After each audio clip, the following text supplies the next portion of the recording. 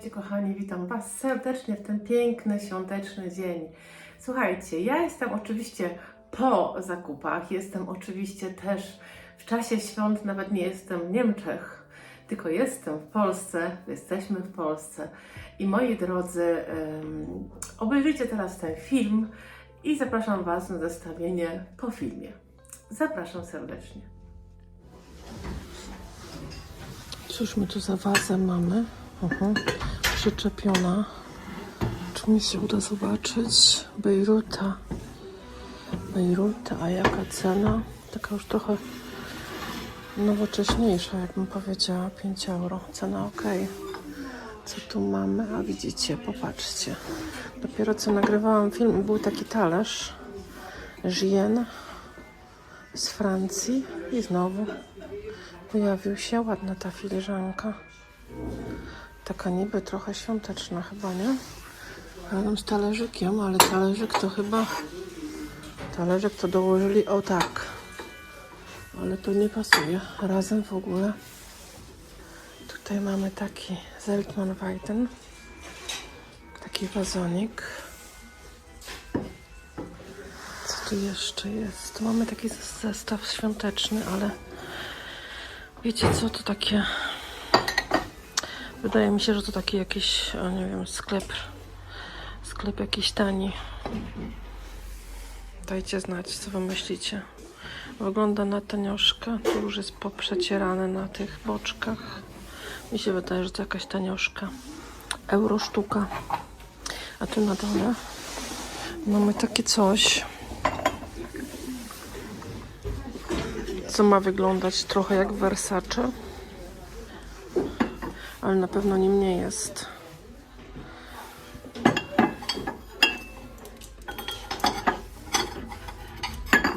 €2 sztuka. Tutaj mamy taką szklankę. Chyba to szklanka albo wazonik mały. Zapewne z kryształu. Tak przynajmniej wygląda. Taki bursztynowy. I kosztuje 10 euro. Jest tu jeszcze coś, co od razu zauważyłam. Jest to taki, słuchajcie, podgrzewacz raczej do dzbanka na herbatę na przykład. Jest to Neutetau, Bawaria. Ładne, z takimi kaczuszkami zdaje się, ale drogie. 24,50. Drogie. Stanowczo za drogie jak na taki sklep.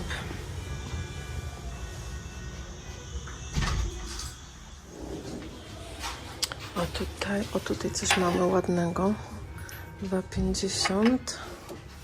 Czy one są podobne do tych moich? Trudno powiedzieć, bo ich tu nie mam przy sobie. Ale ładne. Takie pierścienie do serwetek. Co tu jeszcze jest? Plastik.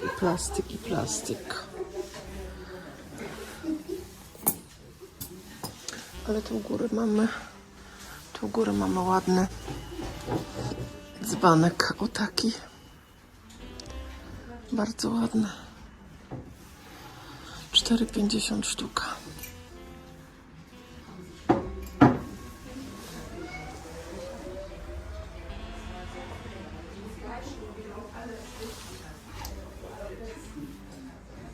Tu taka nowoczesna maselniczka za 3,50.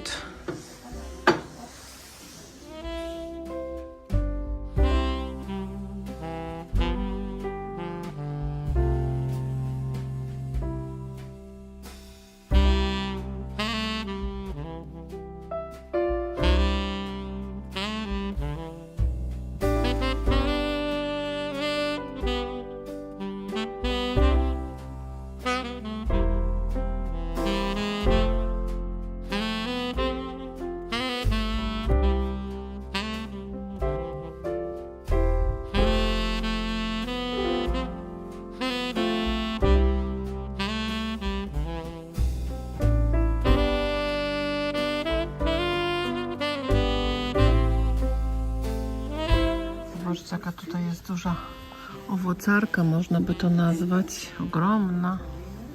Na nóżce. Ceny nie widzę. Ceny nie widzę, może jest pod spodem. A tu mamy taką znaną firmę, która robiła, nie wiem czy ona jeszcze działa, ale robiła no takie wiecie, przytulanki z materiału 22,50. To jest firma Steiff.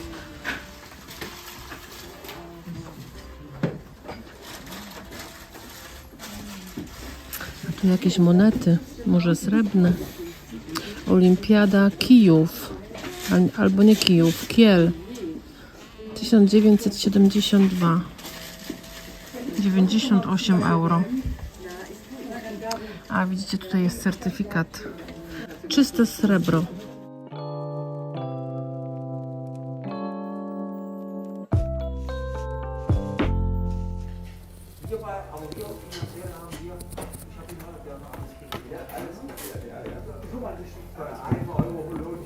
Napisano, że jest ceramika, ale to ceramika nie jest. Nigdy w życiu. Leciutkie. Już bym się bardziej przy drewnie obstawiała, ale chyba też nie.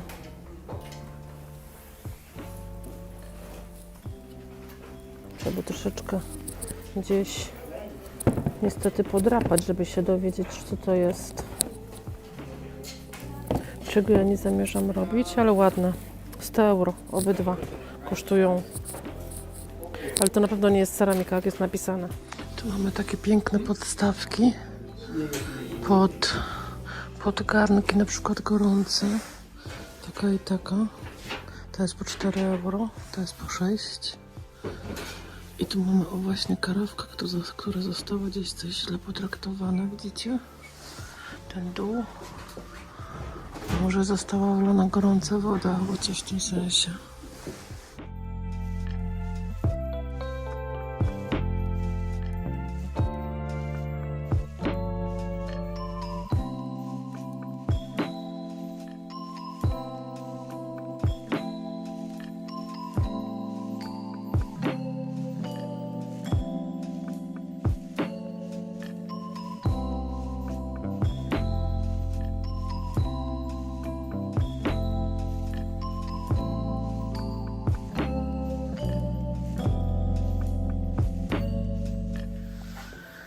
Tutaj mamy coś ciekawego. Tak stoję i się zastanawiam. Niby to jest deska do chyba krojenia, ale chyba tylko taka na ozdobę, bo jakoś sobie nie wyobrażam na tym kroić. Co myślicie? Da się na tym kroić? Jakoś tak dziwnie niż na drewnie.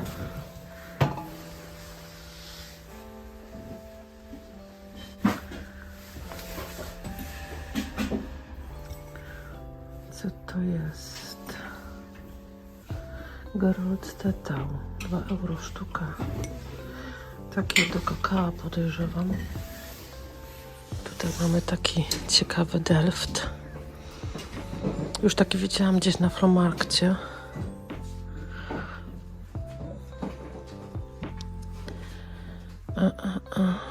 Oryginal Delft Polychrom Ram Handgemalt i jest jeszcze napisane, kto to malował prawdopodobnie, ale ciężko odczytać. Ja wam to przybliżę, może wam się uda odczytać.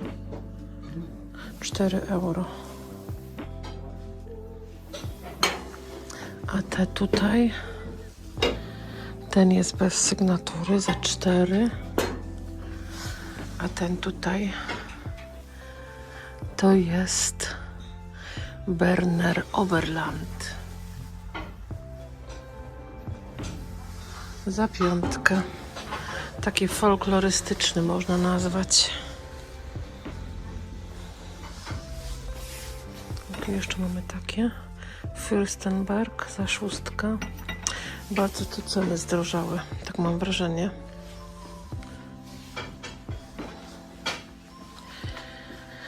Także tak to wygląda. O, tu też jest taka podstawka, zobaczcie, ta jest ładniejsza. Ta czarna. Czarna, co ja mówię.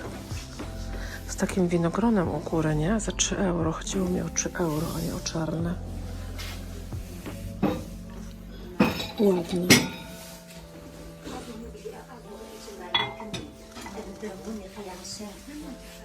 Tu mamy jeszcze taki pojemniczek, który przeżyje wszystkich nas, naprawdę, za 2 euro. One są bardzo trwałe. Pisze na nim marmolada, ale można postawić tak, że nie będzie widać, co jest napisane, i wstawić na przykład masło. Też można.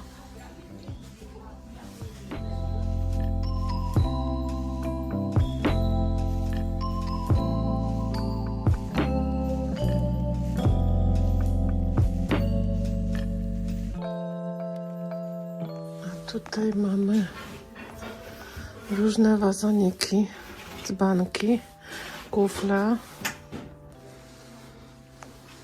2 lampy z tyłu, takie świeczniki bezcenne.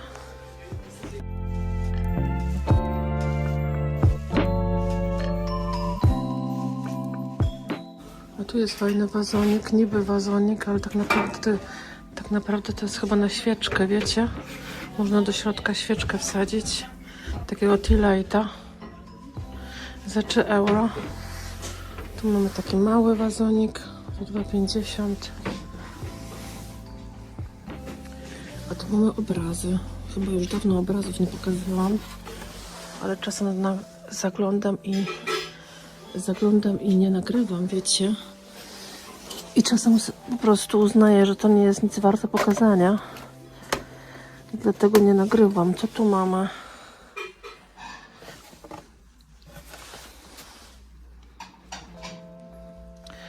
Reprodukcja Kopenhagen 1969. Christina H.R. Bjorn. Duńskie. A tu co to jest? To jest wyszywane za 4 euro. Tu mamy jakiś obrazek.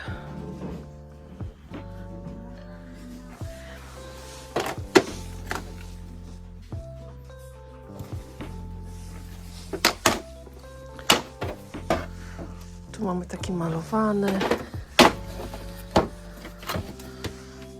Tu mamy takie, co to jest? Stuttgart.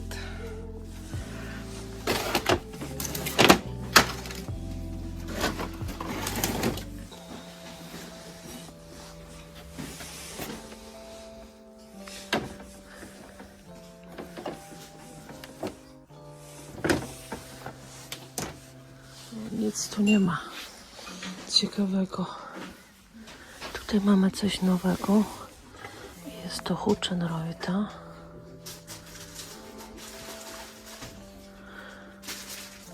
Trzyczęściowe takie trio za 4,50, a sama filiżanka euro 50. Ładne te talerzyki.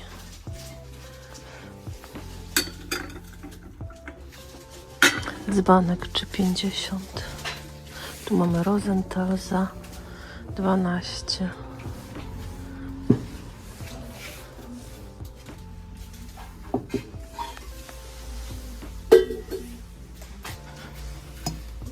Jakie to lekkie. Ja myślałam, że to będzie ciężkie. A to jest takie cieniutkie.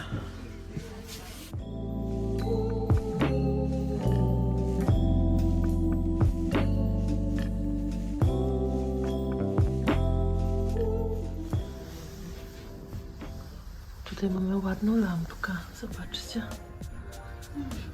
Z takimi korolikami za 35. A tu mamy takie cudo. Bezcenne. No piękna.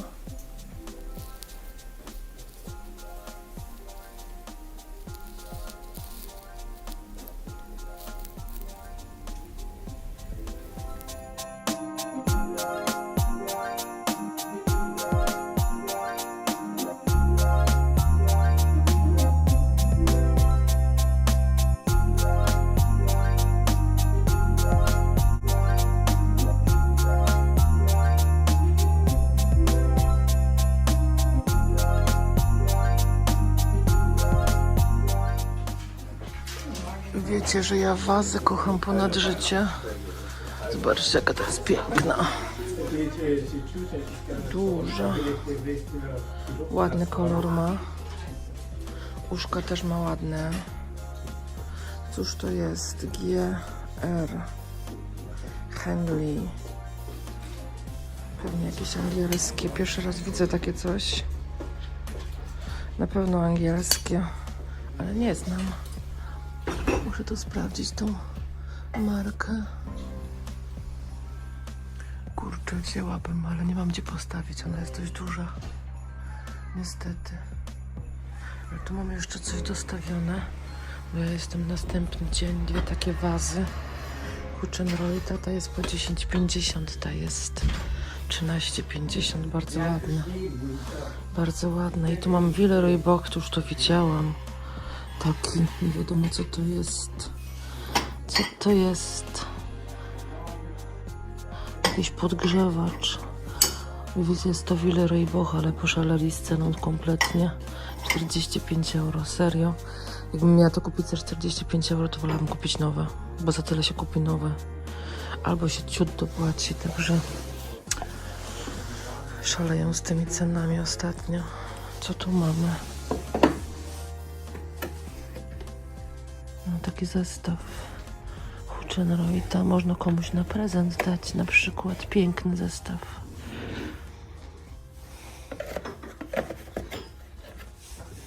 Ile kosztuje? 8 euro. No to jeszcze idzie.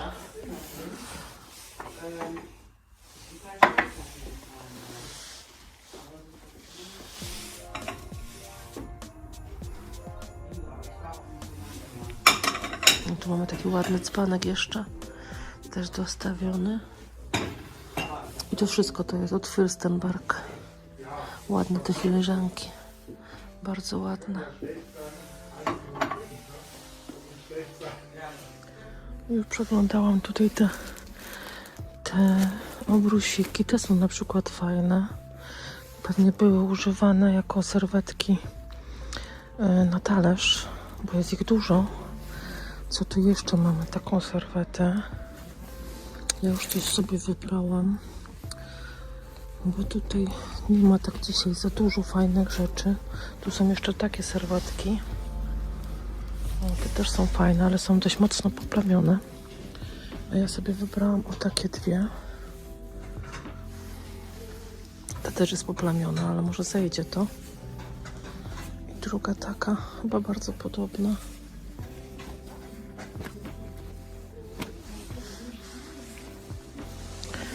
To takie spłowiałe. Nieładny ten kolor. A tu już jest pościel. Tu mamy 2 fajne pojemniczki. Założę się, że od Delfta. Tak, holenderskie. Po ile? Po 3 euro.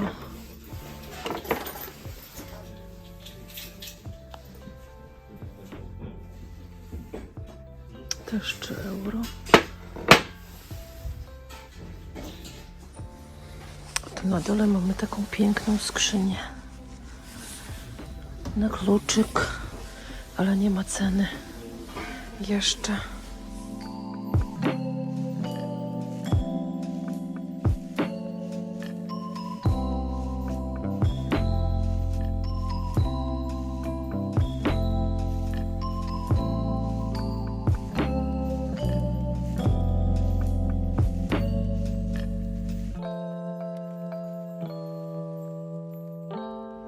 Tak, pewnie teraz się zastanawiacie, czemu te uszka takie wielkie, ale my lubimy wielkie, one są po prostu ogromne. I wiecie, jak mój Wojtek je chwyci jednego, to od razu jest co poczuć, więc dlatego są takie duże. Także biorę się dalej za robotę.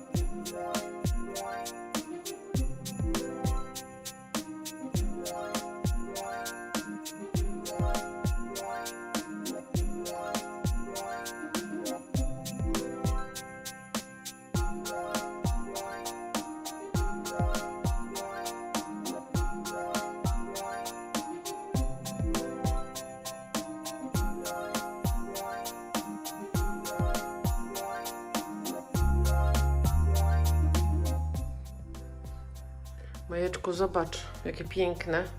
Jeszcze mi połowę zostało do malowania, ale już chyba wyschły. O, jakie piękne ciasteczka. No, wyschły, już mogę je chować. No, Kotusiu, a zobacz, tam wazon jest przekrzywiony. Och ty, o ty! To są na święta, nie wolno. Kradziej. Widziałaś? Kradziej. Już nie ma. Kradziej normalnie, no. I co? Smakuje kradzione? Kradzieju jeden? Pyszne, Ale pyszne, nie? ale pyszne. No, a to zawsze musi tak mąż ukradać przed Wigilią wszystko? Kradzione najlepszej. Uszka też ukradałeś. Najlepszejsze jest. Smakuje? Ale pycha, no. Ale pycha.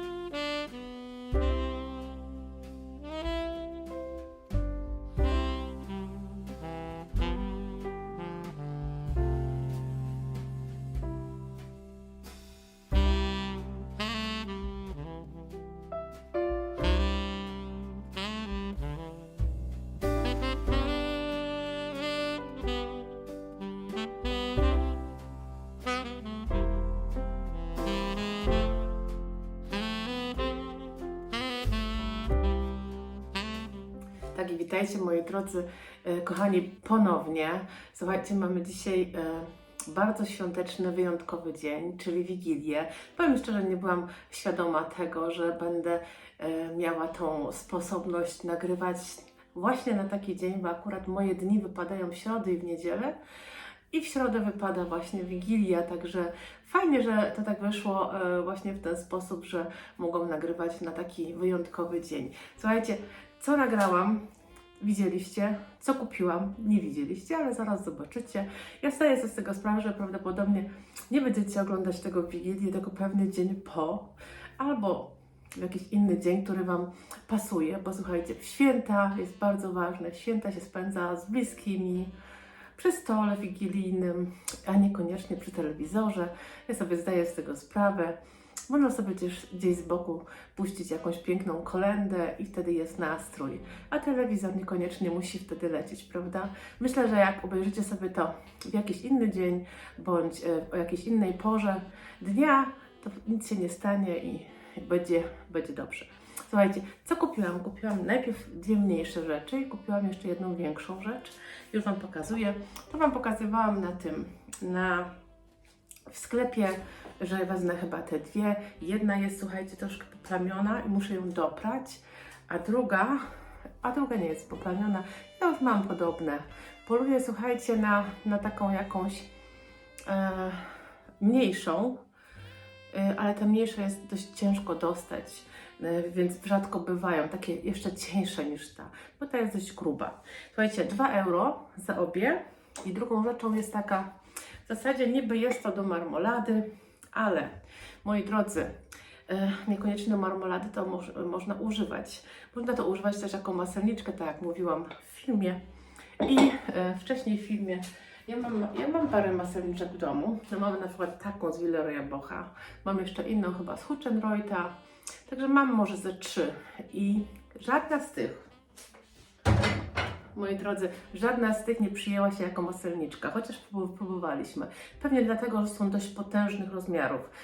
Zajmują bardzo dużo miejsca często w lodówce. Ja wiem, że nie każdy trzyma masło w lodówce. Dużo ludzi trzyma je na zewnątrz, ale ja trzymam w lodówce, bo tak jestem nauczona prawdopodobnie i tak mi pasuje. Więc ja trzymam jednak masło w lodówce, a masło dobrej jakości i tak w lodówce jest delikatnie miękkie. Nie bardzo miękkie, ale delikatnie miękkie. I moi drodzy, właśnie ten pojemnik u nas się przyjął jakimś cudem. Bo powiem szczerze, że on jest troszeczkę inaczej zrobiony. Te inne maselniczki mają dół i kopułę na, a tu jest jakby odwrotnie. Jest najpierw taka kopuła od góry, od dołu jakby, a potem jest taki mały dekielek, nie? I to jakoś się bardziej przyjęło, nie wiem czemu, ale tak jest. Czasem tak jest, że wiecie, coś kupicie i w domu się to w jakiś sposób nie przyjmie i po prostu leży i się nie używa i w końcu w jakimś momencie się gdzieś tam na bok przesuwa, aż się przestanie to używać. I właśnie tak jest z tymi innymi moimi maselniczkami, jakoś ta bardziej. Tamte inne służą bardziej do patrzenia na nie, bo są piękne, mogą stać w witrynie, po prostu cieszyć oko, a ta jest po prostu, ta działa. Ta działa, to używamy, nie wiem czemu, ale tak jest po prostu i się sprawdziło. W środku nie będę Wam pokazywać, bo jest już mniej masło, ale bardzo sobie cenię.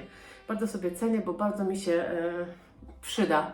A dawno szukałam takiego pojemniczka, słuchajcie, na masło, który naprawdę będzie nam się używać. No i to jest właśnie takie.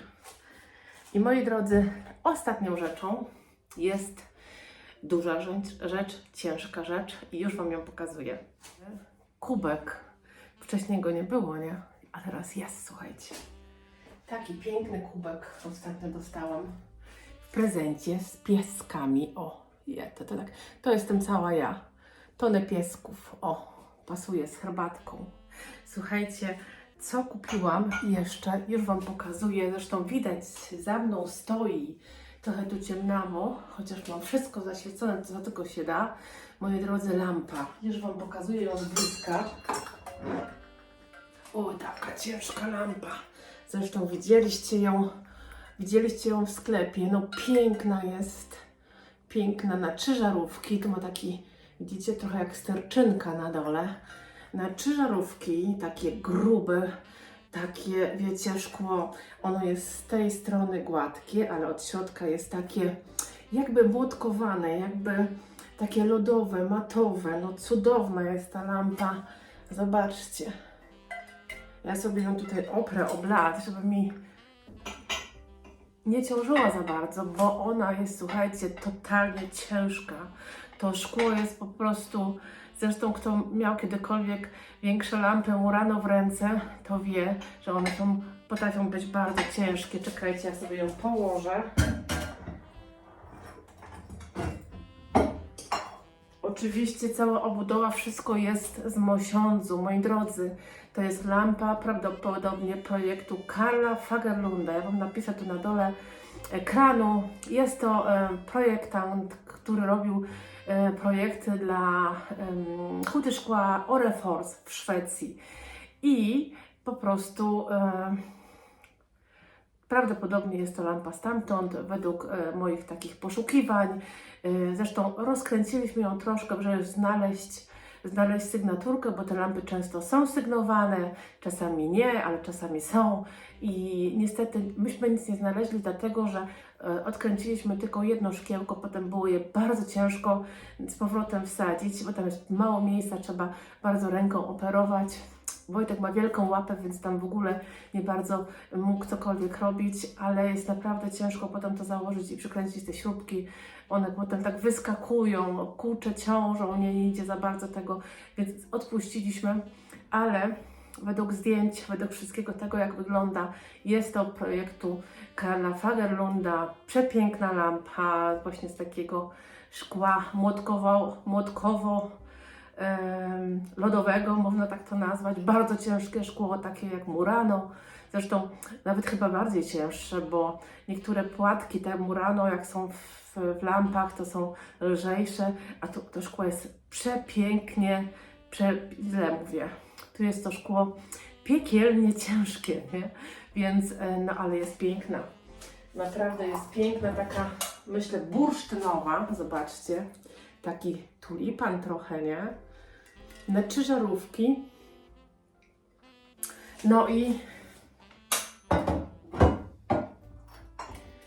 No i myślę, że warto było. Bardzo fajny zakup. Czekał na mnie do następnego dnia, bo ja ją widziałam w jeden dzień.